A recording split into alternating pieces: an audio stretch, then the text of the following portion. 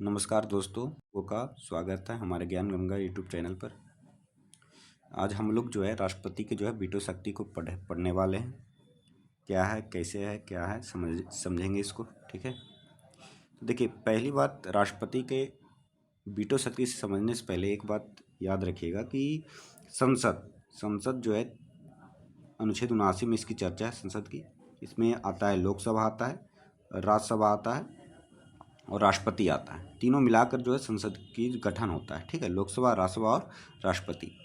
तो संसद जो क्या करता है, कोई भी विधेयक अगर कोई मंत्री के द्वारा लाया गया हो, कोई मंत्री के द्वारा कोई विधेयक लाया गया हो, तो वह लोकसभा में जाएगा। लोकसभा में पारित होने के बाद राज्यसभा में जाएगा। राज्यसभा में पारित होने के बाद कहाँ जाएगा, तो राष्ट्रपति के पास जाएगा। जब राष्ट्रपति के पास जाएगा तो राष्ट्रपति उस पर अनुमति देता है, तो वह विधेयक क्या बन जाता है, अधिनियम बन जाता है, यानी कानून बन जाता है। ठीक है, तो उसी पर संबंधित है।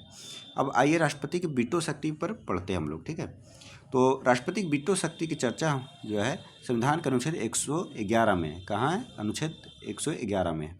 तो देखिए, कह रहा है कि संसद द्वारा पारित कोई विधेयक तभी अधिनियम बनता है जब राष्ट्रपति उसे अपनी सहमति देता है। यानी संसद द्वारा पारित कोई विधेयक जो है मंत्री द्वारा लाया गया, संसद में पारित किया गया, लोकसभा में पारित किया गया, राज्यसभा में पारित किया गया, यह जो है विधेयक तभी अधिनियम बनेगा जब राष्ट्रपति उसे क्या करेगा, सहमति देगा। ठीक है, जब ऐसा विधेयक राष्ट्रपति की सहमति के लिए प्रस्तुत होता है, जब कोई विधेयक जो राष्ट्रपति के पास जो है भेजा जाता है, कहाँ, लोक संसद में पारित होने के बाद। ठीक है, तो उसके पास तीन विकल्प होते हैं। किसके पास, राष्ट्रपति के पास जो है तीन विकल्प होता है संविधान का अनुच्छेद 111 के अंतर्गत। पहला विकल्प क्या होता है, तो वह विधेयक पर अपनी स्वीकृति दे सकता है, यानी वह जो है विधेयक पर अपनी स्वीकृति दे सकता है। दूसरा होता है कि विधेयक पर अपनी स्वीकृति को सुरक्षित रख सकता है। सुरक्षित रखने का अर्थ यह हुआ कि जो है नकार सकता है कि नहीं, हम जो है नहीं देंगे, या सुरक्षित रख लेता है चुपचाप। तीसरा वह है कि वह विधेयक जो धन विधेयक को छोड़कर को संसद के पुनर्विचार हेतु लौटा सकता है। ठीक है, ये हो गया तीसरा ऑप्शन। हालांकि यदि संसद इस विधेयक को पुनः बिना किसी संशोधन के, संसद जो है इस विधेयक को बिना किसी संशोधन के अथवा संशोधन करके राष्ट्रपति के सामने प्रस्तुत करे, तो राष्ट्रपति को अपनी स्वीकृति देनी होगी। अगर कोई विधेयक संसद जो है राष्ट्रपति पास भेजा, राष्ट्रपति उसको क्या किया, तो पुनर्विचार के लिए आपको संसद के पास भेज दिया, और संसद उसको पुनः पारित करता है, बिना संशोधन भी कर सकता है, और बिना संशोधन के भी पारित करके अगर राष्ट्रपति के पास पुनः भेजेगा तो राष्ट्रपति क्या होगा, तो स्वीकृति देने के लिए बाध्य होगा। ठीक है, अब आइए नेक्स्ट कह रहा कि इस प्रकार राष्ट्रपति के पास संसद द्वारा पारित विधेयकों के संबंध में वीटो शक्ति होती है, अर्थात वह विधेयक को अपनी स्वीकृति के लिए सुरक्षित रख सकता है। ठीक है, नेक्स्ट आइए कि क्या क्या है। फिर देखिए, नोट में लिखा हुआ कि वीटो जो है लैटिन शब्द है। कौन सा शब्द है, लैटिन शब्द है, जिसका अर्थ क्या होता है, रोकना। वीटो का अर्थ क्या होता है, रोकना, याद रखिएगा। और आइए कि भारत के राष्ट्रपति के पास जो है 3 प्रकार की वीटो शक्ति होती है। ठीक है, कितने प्रकार की वीटो शक्ति होती है, तो 3 प्रकार की होती है। पहला अत्यंतिक वीटो, अर्थात विधायिका द्वारा पारित विधेयक पर अपनी राय सुरक्षित रखना, पहला हो गया। दूसरा हो गया निलंबनकारी वीटो, जो विधायिका द्वारा साधारण बहुमत द्वारा निरस्त की जा सके, यह हो गया निलंबनकारी वीटो। तीसरा हो गया जेबी वीटो या पॉकेट वीटो, विधायिका द्वारा पारित विधेयक पर कोई निर्णय नहीं करना, यह जेबी वीटो या पॉकेट वीटो हुआ। अब हम लोग इसे जो है समझते हैं कि अत्यंतिक वीटो किसे कहते हैं, निलंबनकारी वीटो किसे कहते हैं, और पॉकेट वीटो किसे कहते हैं। तो देखिए, पहला है अत्यंतिक वीटो। तो इसका संबंध जो है राष्ट्रपति की उस शक्ति से है जिसमें वह संसद द्वारा पारित किसी विधेयक को अपने पास सुरक्षित रखता है।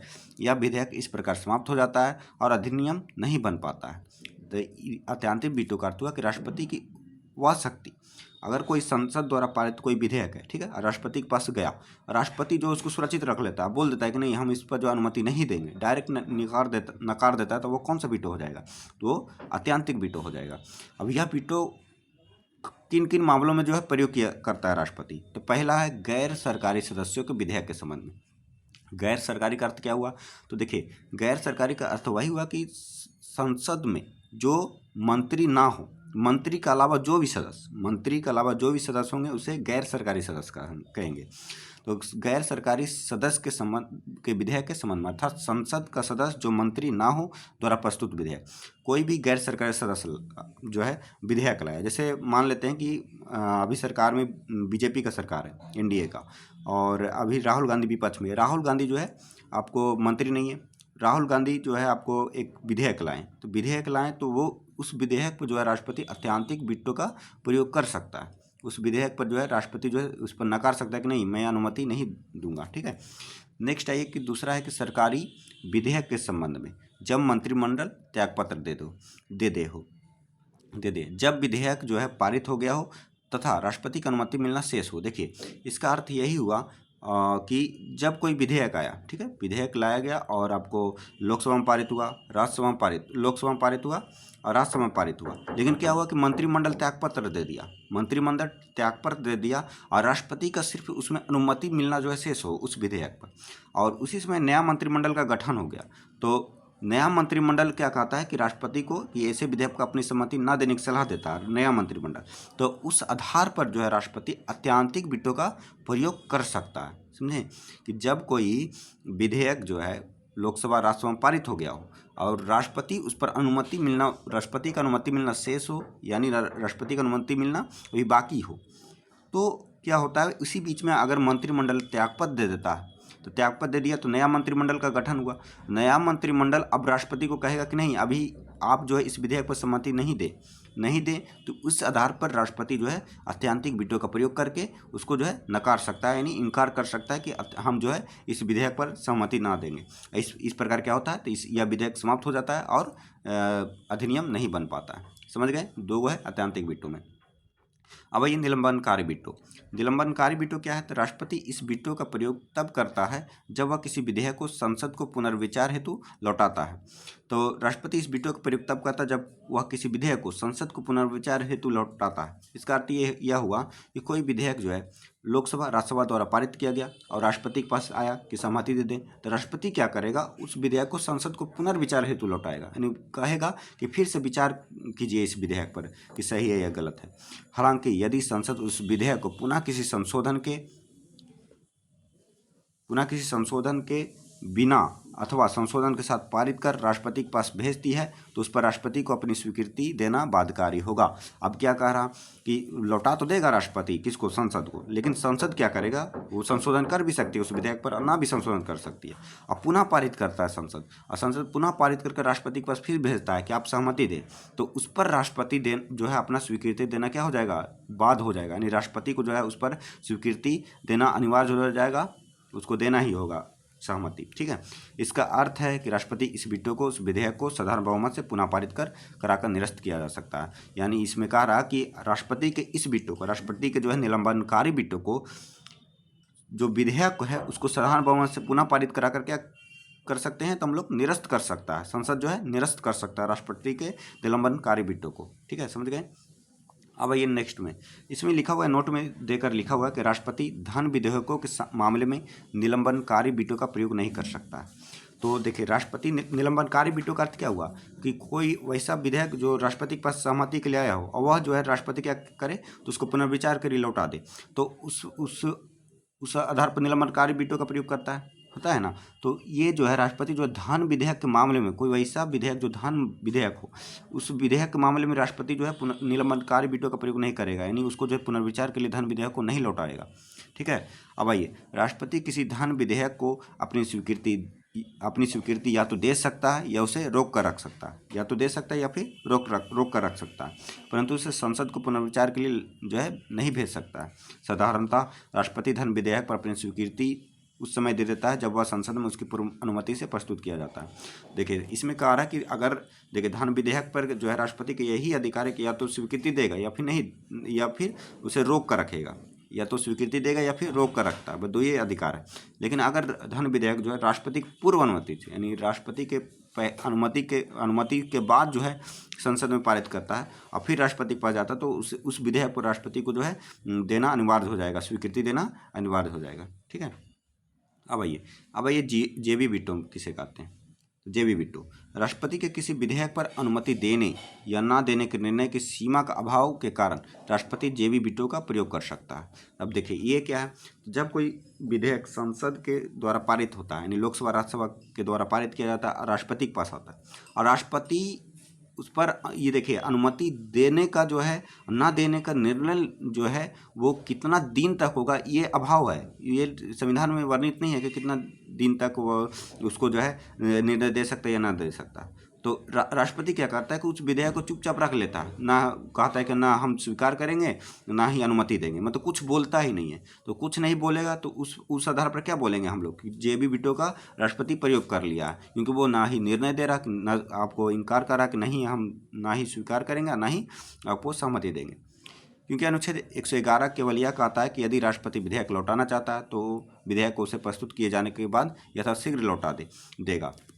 लेकिन यही कह रहा कि अगर अनुच्छेद 111 यही कहता है कि राष्ट्रपति अगर विधेयक को लौटाना चाहता तो वह जो है प्रस्तुत किए जाने के बाद तुरंत जो है लौटा देगा। लेकिन अगर रख लिया है, कुछ बोल ही नहीं रहा है, ना हाँ बोल रहा ना बोल रहा है कि हम देंगे सहमति या ना देंगे सहमति, तो वो कौन सा वीटो हो जाएगा, वो जेबी वीटो का प्रयोग कर देगा।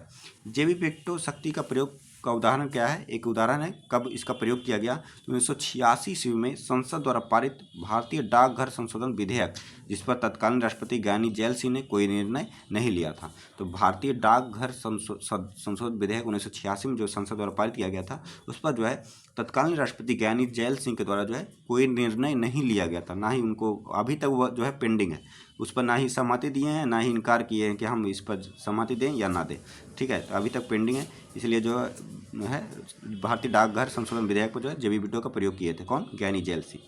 3 वर्ष पश्चात 1989 में अगले राष्ट्रपति आर वेंकटरमन ने इस विधेयक को नई राष्ट्रीय मोर्चा सरकार के पास पुनर्विचार हेतु भेजा, परंतु सरकार ने रद्द करने का फैसला लिया। अब देखिए यही जो भारतीय डाकघर संशोधन विधेयक जो है 3 वर्ष बाद, अब देखिए उतना दिन तक क्या था, पेंडिंग था, तो कुछ नहीं राष्ट्रपति बोला था कि देंगे कि नहीं देंगे सहमति। ठीक है, 3 वर्ष बाद यानी 1989 में जब अगला राष्ट्रपति आए आर वेंकटरमन, तो उस विधेयक पर पुनर्विचार के लिए किसको भेजा, तो नई सरकार जो बना था राष्ट्रीय मोर्चा सरकार के पास पुनर्विचार के लिए भेजा, परंतु सरकार ने इसे क्या कर दिया, तो रद्द करने का फैसला किया। इसलिए भारतीय जो है डाकघर संशोधन विधेयक क्या हुआ, समाप्त हो गया। अब ये नेक्स्ट आइए, नेक्स्ट फैक्ट है कि नोट में दिया हुआ है कि संविधान संशोधन संबंधित अधिनियमों में राष्ट्रपति के पास कोई वीटो शक्ति नहीं है। 24वें संविधान संशोधन अधिनियम 1971 ने संविधान संशोधन विधेयक पर राष्ट्रपति को अपनी स्वीकृति देने के लिए बाध्यकारी बना दिया। इसका अर्थ यही हुआ कि अगर कोई विधेयक लाया गया हो और वह विधेयक जो है संविधान संशोधन के लिए लाया गया हो, यानी संविधान में संशोधन हो उस विधेयक के तहत, तो उस पर जो है राष्ट्रपति जो है वीटो शक्ति का प्रयोग नहीं कर सकता है। ठीक है, वीटो शक्ति का प्रयोग नहीं करने का अर्थ हुआ कि उस पर जो है राष्ट्रपति अपनी सहमति देने के लिए बाध्यकारी है, यानी उसको देना होगा। अगर संविधान संशोधन होगा तो संविधान संशोधन के लिए लाया गया विधेयक पर जो है राष्ट्रपति को जो है अपनी स्वीकृति देना अनिवार्य होगा। ये कब कर दिया गया, तो 24वां संविधान संशोधन 1971 में कर दिया गया। ठीक है, बाध्यकारी बना दिया गया। नेक्स्ट आइए, नेक्स्ट है कि राज विधायिका पर राष्ट्रपति का वीटो। ठीक है, तो राज विधायिका का अर्थ क्या हुआ, राज विधायिका का अर्थ हुआ जैसे बिहार राज्य का जो है विधानमंडल, विधानसभा आता है, विधान परिषद आता है, राज्यपाल भी आता है, तो ये राज विधायिका हो गया। ठीक है, तो राज विधायिका पर राष्ट्रपति का वीटो। तो राज विधायिका के संबंध में राष्ट्रपति के पास वीटो शक्तियाँ क्या क्या है, तो राज विधायिका द्वारा पारित कोई विधेयक तभी अधिनियम बनता है जब राज्यपाल अथवा राष्ट्रपति उस पर अपनी स्वीकृति दे देता है। तो देखिए राज विधायिका द्वारा जो पारित कोई विधेयक, अगर मान लेते बिहार में विधानसभा और विधान परिषद, विधानसभा में कोई जो है विधेयक लाया गया, ठीक है, मंत्री के द्वारा विधेयक लाया गया, बिहार राज्य के मंत्री के द्वारा, वो विधेयक जो विधानसभा में पारित हो गया, उसके बाद विधान परिषद में पारित हो गया, उसके बाद राज्यपाल के पास गया, राज्यपाल के पास गया तो राज्यपाल अगर उसमें स्वीकृति देता है तभी वह अधिनियम बनेगा। ठीक है, अगर राज्यपाल स्वीकृति नहीं देगा तो वो अधिनियम नहीं बनेगा। जिस तरह से आपको देश में राष्ट्रपति वहाँ स्वीकृति दे रहा था उसी प्रकार जो है राज्य में राज्यपाल देता है। लेकिन राज्यपाल जो है इस विधेयक को जो स्वीकृति देता है उसको विचार के लिए जो है राष्ट्रपति के पास भी भेज सकता है, क्योंकि राज्य के अंदर जो है देश का जो नेतृत्व यानी संघ सरकार का नेतृत्व कौन करता है, राज्यपाल करता है। ठीक है, आइए नेक्स्ट आइए क्या बोल रहा है पढ़ते हैं। तो यही कहा कि यदि विधेयक राष्ट्रपति के विचारार्थ लाया गया हो तो उस पर भी अपनी जो है राष्ट्रपति स्वीकृति देता है। ठीक है, राष्ट्रपति भी इस पर स्वीकृति देता है। नेक्स्ट आइए कि जब कोई विधेयक राज विधायिका द्वारा पारित कर राज्यपाल के विचारार्थ उसकी स्वीकृति के लिए लाया जाता है, यानी जब कोई विधेयक जो है राज विधायिका द्वारा जो पारित होता है और राज्यपाल के विचार के लिए जो है लाया जाता है कि राज्यपाल इस पर स्वीकृति दे, तो अनुच्छेद 200 के अंतर्गत उसके पास 4 विकल्प होते हैं। तो अनुच्छेद 200 के अंतर्गत किसके पास, तो राज्यपाल के पास जो है 4 विकल्प होते हैं। और क्या क्या विकल्प होते हैं, तो पहला है कि वह विधेयक पर अपनी स्वीकृति दे सकता है, यानी राज्यपाल को यह पावर है कि वह अपनी जो है विधेयक पर अपनी स्वीकृति दे सकता है। दूसरा है कि वह विधेयक पर अपनी स्वीकृति सुरक्षित रख सकता है। सुरक्षित रख सकता है कि मतलब वह जो है कि नकार सकता है कि नहीं देंगे हम इस पर जो है अनुमति। तीसरा है वह विधेयक यदि धन विधेयक ना हो, अगर वह धन विधेयक ना हो तो राज्य विधायिका को जो है पुनर्विचार के लिए लौटा सकता है। वो जो है राज्यपाल क्या कर सकता है, तो जो विधेयक को पुनर्विचार के लिए जो है राज्य विधायिका को लौटा सकता है। अथवा चौथा ऑप्शन ये है कि वह विधेयक को राष्ट्रपति के विचाराधीन आरक्षित कर सकता है। अगर राज्यपाल को लगे कि यह विधेयक को हमको राष्ट्रपति के पास भेजना है, राष्ट्रपति उस पर विचार करेगा कि अनुमति दे या ना दे, तो वह जो है राष्ट्रपति के विचाराधीन आरक्षित कर सकता है। समझे। अब ये नेक्स्ट में कह रहा है कि जब कोई विधेयक जो है राज्यपाल द्वारा राष्ट्रपति के विचारात आरक्षित किया जाता है, कि जब कोई विधेयक राज्यपाल मतलब क्या होता है कि विधानमंडल यानी विधानसभा विधान परिषद पारित कर दिया, राज्यपाल के विचारात आया और राज्यपाल क्या कर दिया कि वो राष्ट्रपति के विचारात के लिए आरक्षित कर दिया, तो राष्ट्रपति के पास 3 विकल्प होते हैं। अब राष्ट्रपति के पास 3 विकल्प होता है। कौन सा अनुच्छेद के तहत? अनुच्छेद 201 के तहत। पहला क्या विकल्प होता है राष्ट्रपति के पास? तो वह विधेयक पर अपनी स्वीकृति दे सकता है। राष्ट्रपति के पास पहला ये होता है कि वह जो है विधेयक पर अपनी स्वीकृति दे सकता है। दूसरा है वह विधेयक पर अपनी स्वीकृति सुरक्षित रख सकता है। दूसरा क्या है, तो वह विधेयक पर अपनी स्वीकृति जो है सुरक्षित रख सकता है। तीसरा वह राज्यपाल को निर्देश दे सकता है कि वह विधेयक यदि धन विधेयक नहीं हो तो राज्य विधायिका के पास पुनर्विचार हेतु लौटा दे। और तीसरा ये भी है कि राज्यपाल को वह निर्देश दे सकता है राष्ट्रपति कि वह विधेयक को राज्य विधायिका के पास पुनर्विचार हेतु लौटा दे। यदि राज्य विधायिका किसी संशोधन के बिना अथवा संशोधन करके पुनः पारित कर राष्ट्रपति के पास भेजती है तो राष्ट्रपति इस पर अपनी सहमति देने के लिए बाध्य नहीं है। देखिए उसमें क्या था, निलंबनकारी बिट्टो में क्या था कि अगर संसद कोई विधेयक को राष्ट्रपति के पास भेजा और राष्ट्रपति जो उसे पुनर्विचार हेतु संसद को भेजा और फिर संसद क्या किया, उसमें फिर संशोधन करेगा या ना करके फिर से राष्ट्रपति के पास भेजा, तो राष्ट्रपति उस पर क्या होता है, बाध्यकारी होता है सहमति देने के लिए। लेकिन राज्य विधायिका के संबंध में ऐसा नहीं होता।